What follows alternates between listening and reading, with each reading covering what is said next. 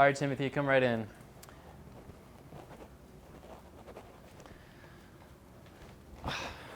Thanks so much for joining us. Thanks for having me. Please introduce yourself. Sure. I'm Timothy James. I am the writer and creator of Conformity Farm, which does graphic novels, comics, and animations. Awesome. How did you start doing that? Well, I've always been a fan of creative stuff. And so I think that when I make things, it's just like anybody else. I'm making things because I'm inspired by other people's work. And so yeah, I just started making animations because I liked Aqua Teen Hunger Force and South Park, and really, honestly, I love traditional Disney animation, hand-drawn animation. So that's kind of what got that going there. But when it comes to the comic book thing, that started because I started an Instagram. And what I ended up doing was I was doing single panel comics based off of like The Far Side, but a little bit of this like George Orwell thing where I would use animals as characters from Animal Farm, like fables. And yeah, after a while, I got bit by what I'd call like the social media bug, where I started getting a lot of momentum. And as I kept going, people go, hey, you really should do a graphic novel. And I think my perspective was, yeah, I'll do it when I'm ready. But the one thing you learn in life is that if you want to do anything of any significance, you're never going to be ready. You just have to throw yourself into it. That's awesome. What kind of inspired you to take that leap? Getting older and not accomplishing anything. I think that's a big part of it. A lot of time had gone by. I wanted to make a feature-length film, and I just wasn't able to raise enough money. You know, really what happened was I was raising money for a feature-length. This is really what happened. I was raising money for a feature-length film, and I ended up with not enough money for a feature. And I didn't want another year to go by and me not be able to express myself as a long-form storyteller. And so I thought, you know, I got this tablet, I got this Instagram, I got this social media presence on Conformity Farm. Why don't we just do a long-form story in it? And so I used the money, I quit my job, and I just sat at a tablet for about a year and a half until I got a book called Mud is Good. That's great. Yeah. When did you start drawing? Drawing like throughout my life? Yeah, throughout your life. I probably started drawing when I was like about 3 years old. That's awesome. Do you remember the first thing you drew? Oh my God, what a question. No. It was probably a Ninja Turtle. Yeah. If I had to guess, it was probably the Ninja Turtles. I was getting really good at drawing the Ninja Turtles. Yeah. And I drew obsessively as a kid. We grew up in a neighborhood that wasn't that great, so my parents wouldn't let us out. So I would draw for hours and hours and hours. Like, however long you think it is, it's like 10 times that much. I just kept drawing, and I never traced. I held myself to this really high standard where I would never trace. And so by the time I was like 12, 13, 14 years old, I was drawing, I was not tracing, but I was using as reference Renaissance paintings and things like that. And I was able to do the human figure pretty well. And then at that point I was like, anybody with a pencil can draw. So I started to get a little scared, and I go, well, I think I'm going to start shooting video and start editing video, because it's not like anyone's going to end up, like a bunch of people are going to end up with video cameras in their hands. What kind of future would that be? And how did you get back into drawing? Like, where do you, and being a artist by hand, where did that progression end up? How did you end up coming back to that? I was making movies and TV shows for a number of years, working in sports television as a camera operator. Being a world-class camera operator, I'm not ashamed to say it. I really was fantastic at it. It's sports, it's very competitive. But then competitive in a sense of the game happening and trying to fake out your opponent, and so you got to know sports too. I think the reason why I went back to drawing was because I needed to do so it was almost like a happenstance. It was kind of a lucky thing in a sense that I was trying to raise money for a feature-length film, and I couldn't get to the number I wanted, which was probably around 40 grand or something. And I was saving up money, and I just couldn't get to that number, and I was probably somewhere under 20 grand. And I was like, this isn't enough. I don't want another year to go by and me not to do a long-form piece of art, because I needed the world to know that I could make original content as the artor, as the creative person, because I couldn't take the next step unless as you guys know, as filmmakers, you got to put some skin in the game first in order to ante up to play. And so the reason why I made the graphic novel was because I couldn't make a movie. Do you feel like you really enjoy being the sole person, because I feel like filmmaking and hand-written or hand-drawn artistry is so different. Yeah. Where one, you were constantly surrounded by so many people and so much collaboration, while the other is such like a pure and uniquely oneself process. Right. What you're saying is if you write something, you still have to filter through so many different departments and creative people, because you can't make a movie by yourself. It's impossible, Exactly. right? But then it's just you alone locked in a room. How does that feel comparatively? Well, I enjoy making movies more because I like being around people. Okay. Yeah, so it was very difficult to be, those were really long days actually. There were some days where I felt kind of like I was staring into the abyss kind of thing, where I wasn't sure if I was even alive. You know, some odd thing where I'm like, what am I even doing? Because the other thing too is if I'm working on a project, at least I can get some feedback. But it's my project and no one's giving me feedback. So therefore, I could just stand up, walk away, and never do it again, and nothing would come, you know, it would just be whatever it is, just like most unfinished projects. So I think that my desire, like a lot of creative people who are filmmakers who can't draw it, I think there are a lot of people who are like me who would love to draw a movie by hand, that would love to do a feature-length animated movie with just them basically doing the core of all the ideas. Because I think most of these great projects are a person who has that desire. We're just not living in that time.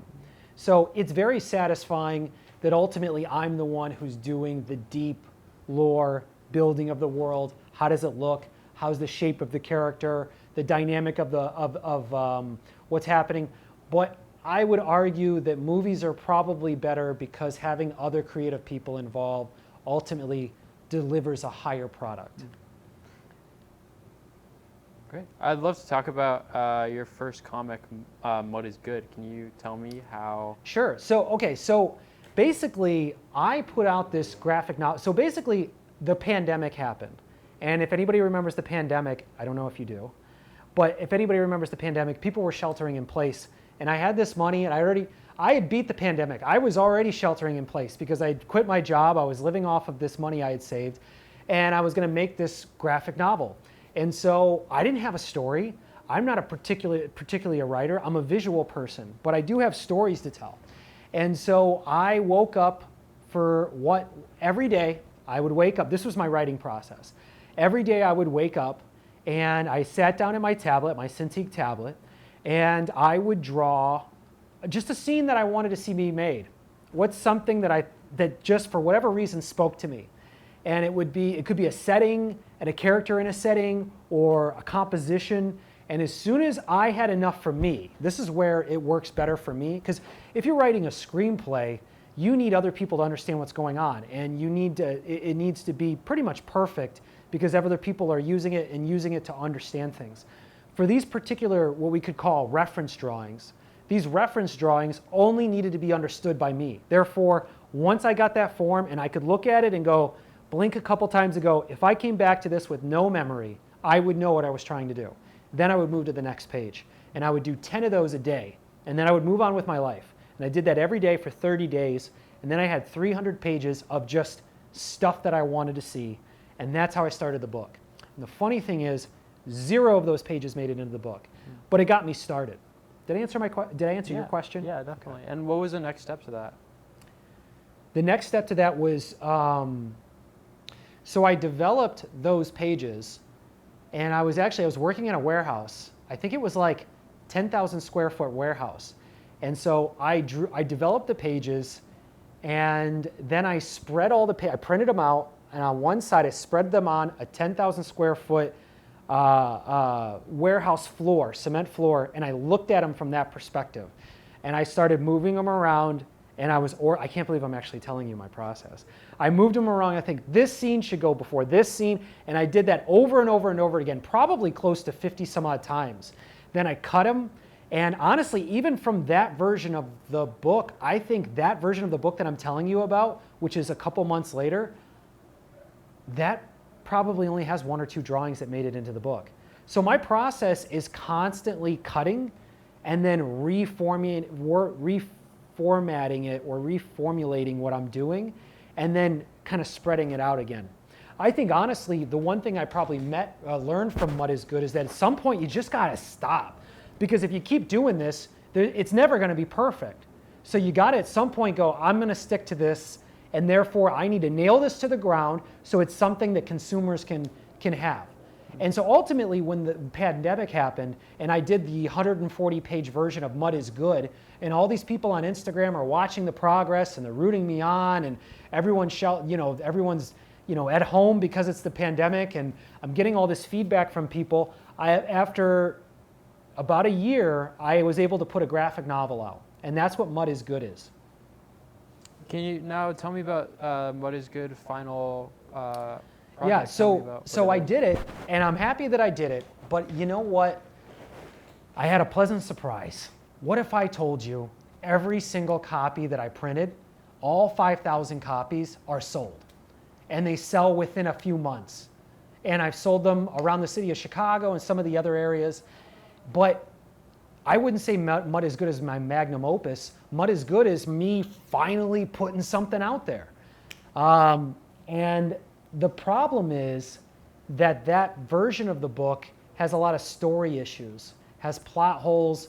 It kind of leaves the reader, they kind of leave them in certain places. I don't explain things. And that's, I think, a very typical amateur mistake. And I think that probably happens with features. I wouldn't know. I haven't made one myself. But so when I did Mud is Good and it sold out, I go, people like my drawings. They like what I'm doing. They like the aesthetic. They like the lore. Why don't we really try to go for this? And instead of doing another graphic novel, I'll redo this one. I'll add the exposition so that people can really dive into this world that I created. And that's where I am now. So I stopped printing them, and now I'm going to do another version called Mud God. And it's going to be, Mud is Good was 140 pages. Mud God will be probably a little shy of, probably around 315 pages. With much more dynamic stuff. Because here's the thing. When I made it, there was a voice in the back of my head, just like anybody else who goes into creative stuff, that says, you really shouldn't be doing this. Let's be honest, you're not, this isn't for you. You're a failure. What are you doing? It's the imposter syndrome.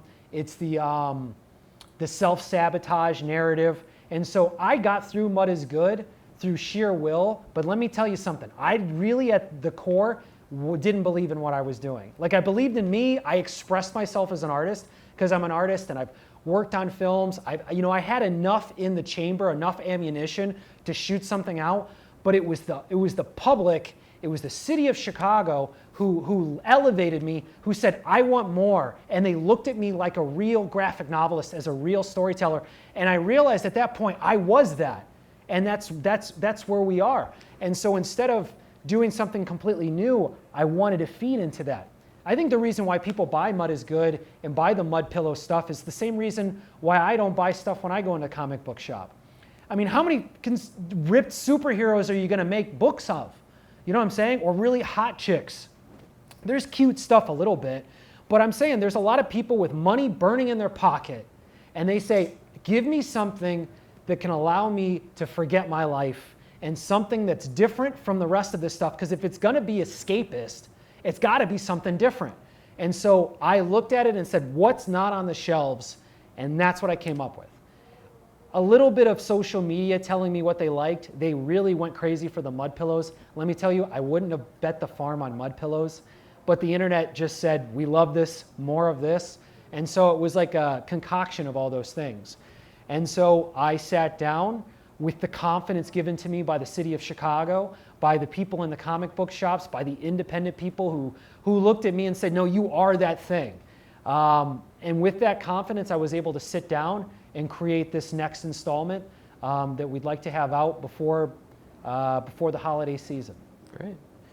So tell me about the world you created in these comic books. Yeah, sure. Conformity Farm is a universe that has many different planets in it, many different species and beings. But for this particular story, it talks about a deer god that creates a world from scratch as its own kind of aquarium, its own terrarium. And it wants to create a world that isn't violent, that's just kind and soft and squishy and cute. So the deer god created pillows, little pillow beings. They got arms and legs like you and I, no tangible fingers, but that's good for the deer god world. And in that world, the pillows decided to live in the mud. And this is very disinteresting to the deer god. And so the deer god sends down an amphibian named Charta. Says, I'll give you a long life as long as you can convince these pillows to leave the mud. And Charta said, okay, let's do that. But there happened to be a very devoted mud-eating pillow named Bassa. And Bassa did not want to give up the mud. And that's one world that exists. Then you have juxtaposed another world.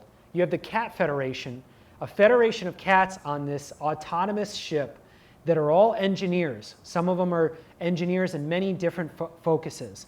And their cause for the world is to improve, or the universe rather, is to improve the universe in the eyes of feline superiority. And so they're moving around space and they realize, hey, this planet just showed up. We've never seen this before. It's not charted on our maps. We're going to have to survey it. And that kind of starts the story. I don't want to give too much up. Okay. But that's that world. But Conformity Farm had many different characters. They had Mr. Evil. Mr. Evil would try to take over the world, but he was bad with finances. So for example, in one of the stories, Mr. Evil takes out a payday loan and says, I will take over the world, but we have to do it in 6 days, because that's when he's going to have to pay back his payday loan. Then there was another character named Monkey Business, and Monkey Business is actually a smarter, more manipulative, Machiavellian type of financier who's able to manipulate things and says, based on our data, we have better numbers than our opponents. And then someone in the crowd says, whose data? And he says, our data. And then everyone applauds, which is actually kind of relevant to today's time. So Conformity Farm is a bunch of different universes where I create things based off of myself and, I have other people involved that from high school actually. The people who are funny in high school, I still look to them and I say, is this working? And they're pretty good about not telling me what to do and just letting me know when it's not funny anymore or we're not, in the same voice of what we're trying to do. And so Conformity Farm is a platform where I create things in this universe where there are different planets that exist with different beings in them, and it's all absurd. All of them take themselves seriously, but who doesn't? That's great. How do you see your world juxtaposed with ours? I'm definitely doing a satire in our world. So Conformity Farm is my way of observing our world and trying to communicate it back in the filter that I see it, which is that it's probably a little bit of cynicism, a little bit of, I think the world is absurd. I think people take themselves too seriously. That includes myself. So some of it might be a little bit of like looking into myself. But generally when I make something in Conformity Farm, I'm trying to entertain you. I'm trying to generally make you laugh. But mostly I'm trying to get you to think. So that's really where the Gary Larson influence comes from. Just where you're like, okay, I laughed at that, but why is this funny? And I'm forcing thoughts into your head. That's really what this is all about. I'm just trying to force thoughts into your head through my media. Very cool. I'm going to shoot some quick fire questions at you. Yeah, sure, shoot. Would you say Marvel or DC? Marvel. Okay. I like the X-Men.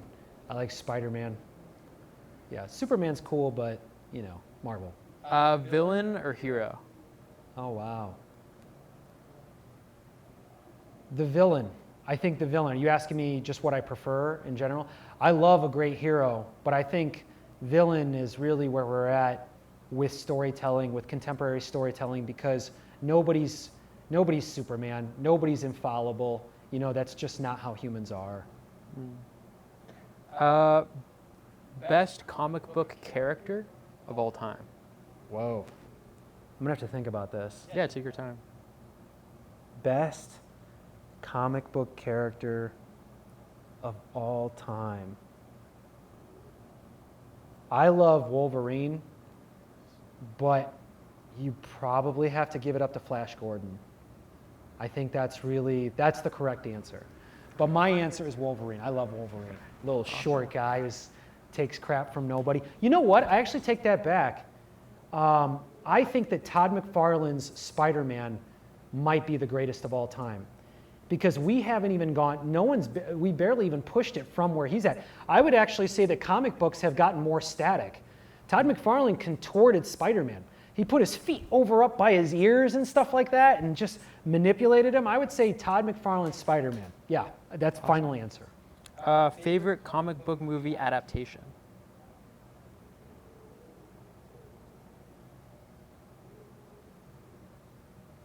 There's a lot to choose from. Yeah, it is. But you know, crazy enough, I grew up reading comic books, so I'm not sure how much people are going to like to hear this. I don't really care for the superhero movies too much. That just wasn't my superhero experience. But I would say that I really love The Dark Knight. Good Chicago choice. Yeah, I know, right? I mean, The Dark Knight is really good, isn't it? I'm trying to think, is there another comic book movie that I'm maybe missing? I kind of liked X-Men 2, Bryan Singer's movie. I liked that one. There's probably a better one, and I just haven't seen it. What about would it count was it Morales with the Spider-Man, the animated one? Yeah, what is that called? The Amazing Spider-Man. It's the... For the sake Spider-Verse. of Spider-Verse, yeah. But for the sake of your rapid fire, The Dark Knight. Okay, great.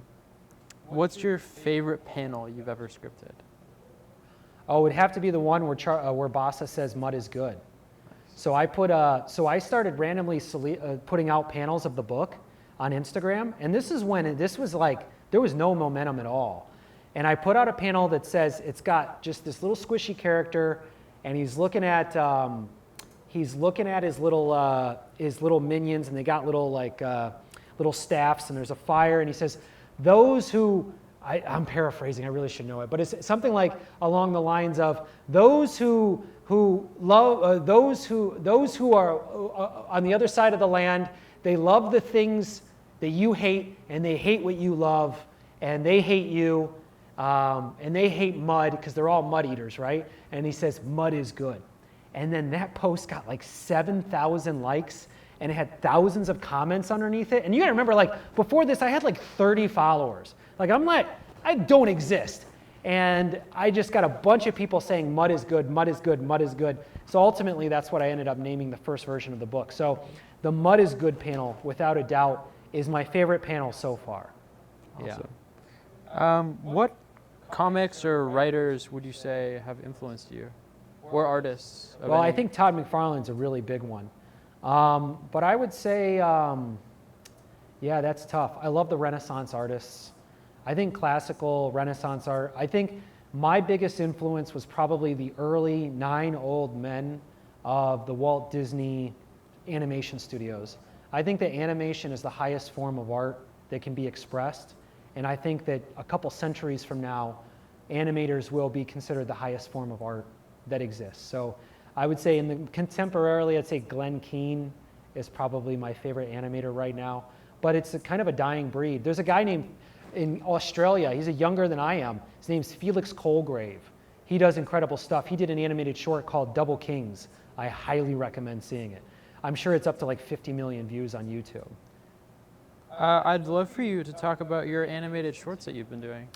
Yeah, so I've been just kind of trying to find my style. So how I ended up making my graphic novel, or in general, was I was doing these individual panels, right? And so whatever kind of picked up and people liked, it's almost like pitching like an IP to people or some sort of kind of world. And so I've been working on different types of styles of animation, and currently I'm working on this thing called Chunk. And Chunk is some squirrels that live in a house, so they're anthropomorphic animals again. And we have Chip, who lives upstairs, and he runs on a wheel, which is how he generates power for the house. And in that house, Chunk, who's a very heavy set squirrel, looks at an iPad all day, And that's kind of the dynamic that's going on there. It kind of has this like very gritty, dirty feel. You know, anybody who feels like they're trash or they live in a trailer park or something like that, or I think that aesthetic would probably come off correctly. Maybe like the Aqua Teen Hunger Force house, you know, something like that. So that's currently what I'm working on, and so you'll be seeing that stuff pretty soon. Great. How did you step from static to motion? Well, it was always motion, right? So my career started in the camera department, making movies and sports television as a camera operator, and then I moved to graphics and replay, and then I started directing television and directing the news, and I was a highly technical person. But, you know, a lot of people can pick up a camera, but not too many people can draw.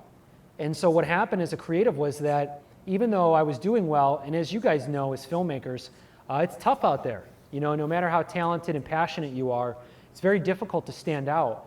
And I realized I had this tool in my toolbox. So really, I stopped drawing at like 15 years old. I didn't start drawing again until I was 30-something, 31 or 32. So really what happened is I went from motion to static. And I like the static because I can do the big story, but motion is more intriguing. It's interesting to me. It's just more labor intensive for one person to do. I'd love to hear your journey as an independent publisher in Chicago. Yeah, you know, it's pretty amazing because I expected failure.